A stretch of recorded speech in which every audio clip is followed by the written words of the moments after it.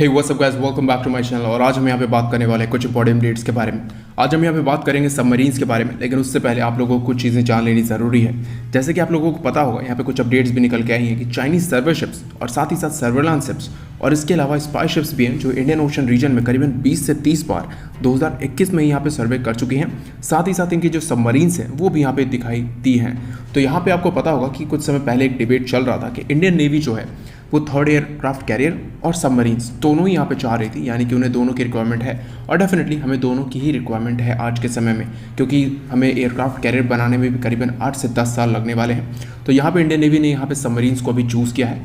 जो SSN class की project 75A के अंदर जो सबमरीन्स बनाई जानी है वो यहाँ पे बनाई जाएंगी आज के समय में। यहाँ पे जो एक्सेप्टेंस ऑफ नेसेसिटी है वो बहुत ही जल्द गवर्नमेंट ऑफ इंडिया की तरफ से निकलने वाला है, यानी कि अप्रूव कर दिया जाएगा।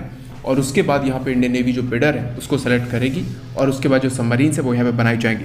यहाँ पे मुझे पर्सनली लगता है कि स्कॉर्पियन क्लास की जो एडवांस सबमरीन्स है उसको हमें ले लेना चाहिए, जो कि आप कह सकते हो उसको हम मॉडिफाई भी कर सकते हैं, जहाँ पे वर्टिकल लॉन्च जो मिसाइल्स हैं वो भी लगाई जा सकती हैं। और साथ ही साथ जो एयर इंडिपेंडेंट प्रपल्शन है जो कि DRDO के द्वारा बनाया गया है, जिसको कुछ समय पहले ही सर्टिफिकेशन मिला है कि पूरी तरीके से इसको यूज़ किया जा सकता है, किसी भी ऑपरेशन में उसको पूरी तरीके से यूज़ किया जा सकता है, यानी कि वॉर रेडी वो एयर इंडिपेंडेंट प्रपल्शन है, तो उसको भी यहाँ पे लगाया जा सकता है। तो इंडिजिनस कंपोनेंट की जो मात्रा है वो काफ़ी ज़्यादा बढ़ जाएगी, तो ये जो चीज़ है वो यहाँ पे लगाई जा सकती है। इसके अलावा यहाँ पे इंडियन नेवी जो है नेक्स्ट जनरेशन के जो डिस्ट्रॉयर्स होने वाले हैं, यानी कि P-18 क्लास के डिस्ट्रॉयर्स होने वाले हैं, जिसको ऑलमोस्ट अब कहा जा रहा था कि बजट की वजह से इसको पूरी तरीके से बंद कर दिया गया है। तो इंडियन नेवी अब यहाँ पे इसको रिवाइव करने की कोशिश कर रही है, क्योंकि चाइना के पास कुछ क्रूजर्स हैं जो कि टाइप 055 क्लास के क्रूजर्स हैं, जिनका जो वेट है वो 12,000 टन के आसपास है, यानी कि काफ़ी भारी भरकम और ज़्यादा पावर रखने वाली शिप है। यानी कि यहाँ तक कि पावर ही नहीं, फायर पावर भी काफ़ी ज़्यादा होगा। तो जो नेक्स्ट जनरेशन के डिस्ट्रॉयर्स होंगे, जैसे कि आपने अमेरिकन नेक्स्ट जनरेशन के डिस्ट्रॉयर्स देखे हैं, लगभग उसी तरीके के डिस्ट्रॉयर्स होने वाले हैं। तो इस तरीके के डिस्ट्रॉयर्स को इंडियन नेवी रिवाइव करने के बारे में सोच रही है, तो मोस्ट प्रॉब्ली इसका जो प्लान है वो बहुत ही जल्द रखा जाएगा। तो अब बात कर लेते हैं यहाँ पे जो नेक्स्ट अपडेट है वो यहाँ पे निकल के आ रही है। तो आप सभी लोगों को पता होगा कि स्मार्ट वेपन का टेस्ट किया गया था कुछ महीनों पहले। तो supersonic missile assisted release of torpedo, ये जो सिस्टम था, ये मिसाइल था, इसके अंदर टॉर्पीडोज लगे हुए थे। ये मिसाइल इस टॉर्पीडो को अच्छी खासी हाइट पे ले जाता था, यानी कि अच्छे खासे एल्टीट्यूड पे ले जाता था। वहाँ से इस जो मिसाइल है वो यहाँ पे टॉर्पीडो को रिलीज़ कर देता। टॉर्पीडो में यहाँ पे जो आप कह सकते हो सिस्टम्स लगे रहते थे, और साथ ही साथ जो एक छोटा पैराशूट लगा रहता था वो इसको कंट्रोल करता था। और टॉर्पीडो एक स्पीड को लिमिट करते हुए जाकर पानी के अंदर जाता था, और उसके बाद जो सबमरीन है उसको यहाँ पे न्यूट्रलाइज कर देता था। तो इस सिस्टम को और भी कॉम्पैक्ट बना देगा DRDO अब।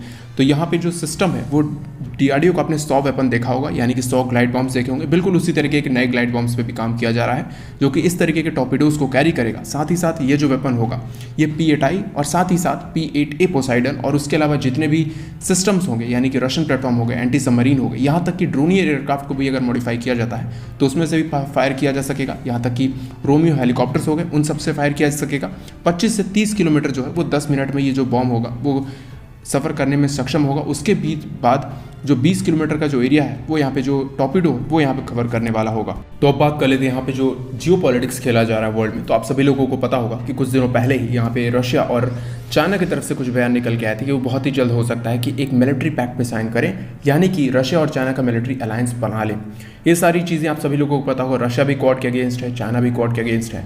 ये सारी चीज़ें क्वाड को देख के की जा रही हैं। तो यहाँ पे इन्होंने एक पैक्ट साइन किया है, न्यू रीजनल सिक्योरिटी, और इसके बारे में डायलॉग्स में भी बात हुई है। इसके अलावा यहाँ पे बात करेंगे तो नाटो की तरफ से हो सकता है कि बहुत ही जल्द एक ऑफिशियल ऑफर इंडिया के पास आ सकता है, इंडिया को यानी कि ज्वाइन कराने के लिए नाटो में। यहाँ पे जो कुछ कंट्रीज़ थे वो पहले इंडिया का अपोज कर रहे थे, लेकिन आज के समय में इंडिया का अपोज कोई नहीं कर रहा, क्योंकि उन्हें समझ में आ चुका है कि चाइना को अगर रोकना है तो सिर्फ और सिर्फ इंडिया ही है जो कि चाइना को रोक सकता है। और जैसे कि आप सभी लोगों को पता होगा, इंडिया के आसपास 2 कंट्रीज़ हैं, दोनों ही न्यूक्लियर पावर्ड है। यहाँ पे 3 न्यूक्लियर पावर्ड देश एक साथ है, यानी कि ये काफ़ी ज़्यादा सेंसिटिव एरिया है। तो इस वजह से यहाँ पे जो अलायंस है वो अगर होता है तो काफ़ी ज़्यादा प्रेशर पड़ेगा चाइना पे। डेफिनेटली अगर वो नाटो का नहीं भी होता है, अगर क्वाड को ही हम मिलिट्राइज कर देते हैं तो भी काफ़ी ज़्यादा चाइना पे प्रेशर पड़ने वाला है। उसके अलावा जो आर्टिकल 5 है नाटो में, इन सभी चीज़ों में हम चेंज भी कर सकते हैं। जैसे कि इजराइल भी नाटो का देश है, पर यूनाइटेड स्टेट्स से भी हथियार खरीद सकता है और रशिया से भी कुछ डिफेंस डील्स कर सकता है। तो इसी तरीके के जो चेंजेस हैं वो हम भी करा सकते हैं और नाटो में हम ऑफिशियली ज्वाइन हो सकते हैं, जिससे कि पाकिस्तान तो दूर, चाइना से भी जो खतरा है किसी भी तरीके का वो पूरी तरीके से खत्म हो जाएगा। तो आज के वीडियो के लिए इतना ही। जय हिंद।